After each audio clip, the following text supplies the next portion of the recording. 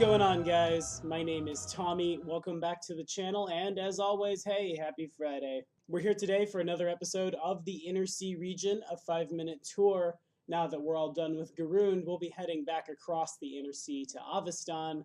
Before we get there, though, we're going to talk about a region that doesn't necessarily appear on most adventurers' maps, a region that is arguably one of the most dangerous regions on Galerion, and also one of the most iconic in the tabletop RPG setting. Today, it's all about the Darklands. Before we get to that, though, couple quick announcements. First and foremost, as always, this channel is directly supported through patronage. Patronage is the #1 way to help us small-time YouTubers become big, super powerful, super awesome YouTubers. And as always, if you'd like to help out, our Patreon link is in the description. Today, this episode of the Inner Sea region, a 5-minute tour, was brought to you in part by Joseph Harvilla. Joe, as always, thank you for your time and support. It means the world. Secondly, real quick, it was requested to me on Reddit when the character portraits from my last giveaway were done that I would present them, and with no further ado, may I present to you Emeralda Seoni, Howl Blackfur, and Noah. Our next giveaway will take place at 424 subscribers, and I think there's going to be an announcement video about that giveaway sometime in the next couple weeks, because I think I know what I want to do, but I think I'm going to need your guys' help with it. So be sure to be on the lookout for that. Now that we're done with upkeep, let's dive in. The Darklands are an immense series of caverns, vaults, and passages under the surface of Galerion. While entrances to the Darklands can be found throughout Galerion, it's not common for travelers to venture into the almost universally unsafe depths, making the subterranean realm almost a world unto itself. The Darklands are the most ancient region of Galerion, but a lot of it remains vast wilderness with a few scattered nations and city-states. Many of the tunnels, especially in the lowest region of the Darklands, Orv, are believed to have been originally created countless years ago by the mysterious Vault Keepers. During the Age of Legend, the Serpent Folk ruled large parts of the Darklands. They were, of course, defeated by the Aslant, and much of their empire was reduced to ruin. Following Earthfall, many elves fled into the Darklands, and later on, in the Age of Darkness, they were transformed into the Drow. Later on in Galerion's history, and we've covered this in our Hold of Belkzen video, which you can watch right here, as well as in our 5 Kings Mountains video, which you can watch at this card right here, the dwarves began their quest for Sky, abandoning their homes in the Darklands to settle on Galerion's surface, driving their ancient enemies, the orcs, up to the surface before them. In -4202 AR, when the gnomes came to Galerion, some of them settled in the Darklands, most likely to keep an eye on the evil fae of that realm, and their prolonged exposure to the energies there slowly changed them into the race we know today as the Svirfneblin. Now, these are just the races that we speak about the most. The Darklands play host to as wide an array of creatures as anywhere on the surface. Some of them are intelligent and civilized, while others are bestial, savage, and downright primal. The Darklands is split up into 3 layers, and throughout these 3 layers, one can find any number of settlements which rival their above-ground counterparts.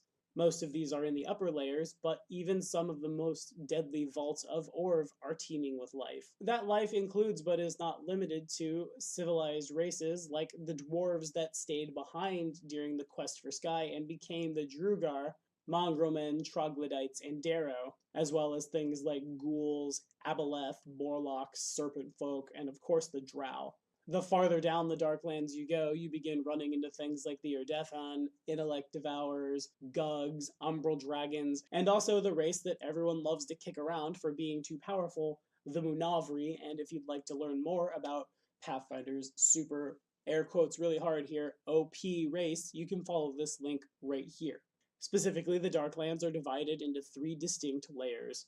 The uppermost, which is known as Narvoth, is considered the wilderness of the Darklands. Most explorers of the Darklands are only familiar with this region. It's mostly composed of a series of cave networks. connected by twisting tunnels. Below Narvoth lies the largest realm, Sekamina. This region consists of a vast underground warren of tunnels that span the continents, and is controlled by and large by the Drow. The deepest realm of the Darklands is the mysterious and dangerous lair of Orv.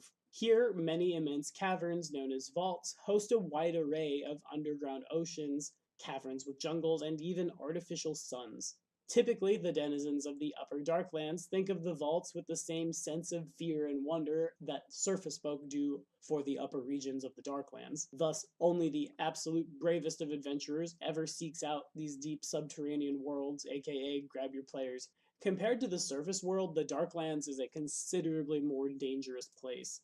This is partially due to the fact that compared with the surface world where the sun shines and the crops grow, food sources are extremely scarce. This makes the competition for those sources that do exist that much more intense, and because of this, the creatures and inhabitants of the Darklands all up and down the food chain are extremely deadly. Most of the air down here is safe to breathe, if a little stale, but it can become dangerous in certain parts of the Darklands. For example, the air near large magma flows can become quite caustic, and poisonous gases can lead to an even quicker demise. Most of the things that live down here survive on fungi, slimes, and molds to survive, but like everything else in this hostile environment, these plants can be dangerous as well. All the oozes and slimes and mushroom people you've ever seen in a given bestiary, yeah, this is where they live. Now, of course, a vast underground network of caves inhabited by things that all try to kill each other, and you, if you stumble into their lair to survive, doesn't really have a real-life Earth equivalent, but Pathfinder's Darklands share a very obvious similarity with the Underdark we know and love from Dungeons & Dragons.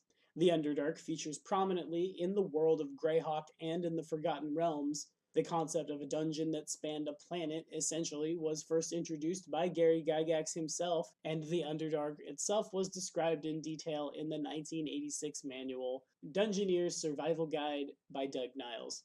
The Underdark, or the Darklands, depending on what campaign setting you're playing in, is obviously one of the most tabletop RPG famous settings, and of course as such, I have definitely taken my adventurers down into the tunnels of the Darklands. We didn't stay there too long, think about as long as a module in an adventure path, I would say.